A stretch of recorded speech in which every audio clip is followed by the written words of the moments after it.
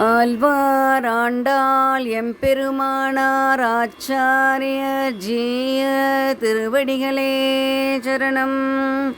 உடையவர் கண்ணனின் நீராட்டல் இந்த அத்தியாயத்தோடு முடிவடைகிறது.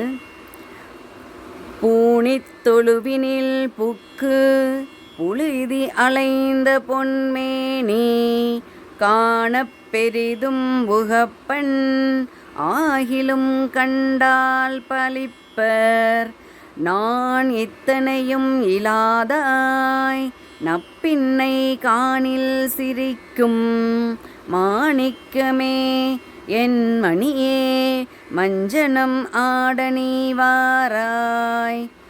பூணித் தொழுவினில் பசுக்களை கட்டி வைப்போம் இல்லையா, கட்டி வைக்க அந்த கொட்டகையில் புகுந்து விளையாடி அலைகின்றாய். அந்த புழுதியெல்லாம் உன் மேலே பட்டிருக்கிறது. அதனால் அழுக்கேறிய உன் உடலை பார்க்க நான் விரும்புவேன், காண பெரிதும் உகப்பேன். நமக்கு தாயான யசோதை சொல்கிறாள், எனக்கு பிடிக்கும்பா, ஆனால் மற்றவங்க பார்த்தா எப்படி இருக்கும்? ஆகிலும் கண்டார் பழிப்பர், ஆனாலும் உன்னை பார்ப்பவர்கள் இவளை பிள்ளையா வளர்க்கிறாள் என்று பழிப்பார்கள் என்கிறாள்.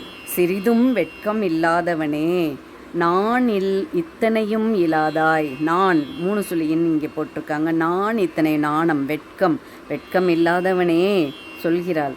நப்பின்னை காணில் சிரிக்கும், நீ இப்படி இருப்பதை நப்பின்னை பிராட்டியார் பார்த்தாலும் சிரிப்பாள். என் கரிய மாணிக்கமே, மரகத ரத்தினமே, நீராட ஓடிவா வாரா என்று அழைக்கிறாள் யசோதை. கார்மலி மேனி நிறத்து கண்ணபிரானை உகந்து வார்மலி கொங்கை யசோதை மஞ்சனம் ஆட்டிய ஆற்றை பார்மலி தொல்புதுவை கோன் பட்டர் பிரான் சொன்ன பாடல் சீர்மலி செந்தமிழ் வல்லார் தீவினை யாதும் இலாரே.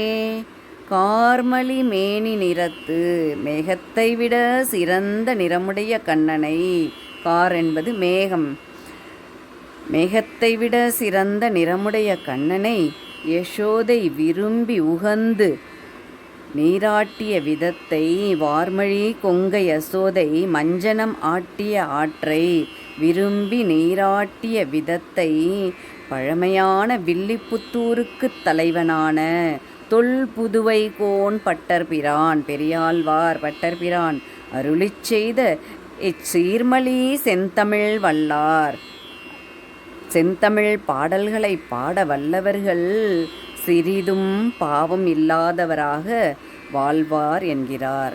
பட்டர்பிரான் சொன்ன பாடல் சீர்மலி செந்தமிழ் வல்லார் தீவினை யாதும் இலாரே, பாவமில்லாதவர்களாக, வினை என்பது பாவம், சிறிதும் வினை இல்லாமல் யாதும் இலரே, இல்லாதவராக வாழ்வர் என்று முடிக்கிறார். இந்த பாசுரங்களை குழந்தைகளுக்கு சொல்லிக் கொடுத்து அவர்கள் இந்த பாசுரங்களை திருமஞ்சன காலத்தில் சேவிப்பது மிகவும் சம்பிரதாயமாக இருக்கிறது. இந்த திருமஞ்சன காலம், திருமஞ்சனம் என்பது அபிஷேகம் செய்கிறோம் இல்லையா, அந்த நேரத்தில் இந்த பாசுரங்களை எல்லாம் சேவிப்பது இன்றும் கலாச்சாரம், இந்த கலாச்சாரத்தில் நம்ம கலாச்சாரத்தில் இருந்து கொண்டு தான் இருக்கிறது. ஹரி ஓம் நமோ. ஆழ்வார் ஆண்டாள் எம்பெருமானார் ஜீய திருவடிகளே சரணம்.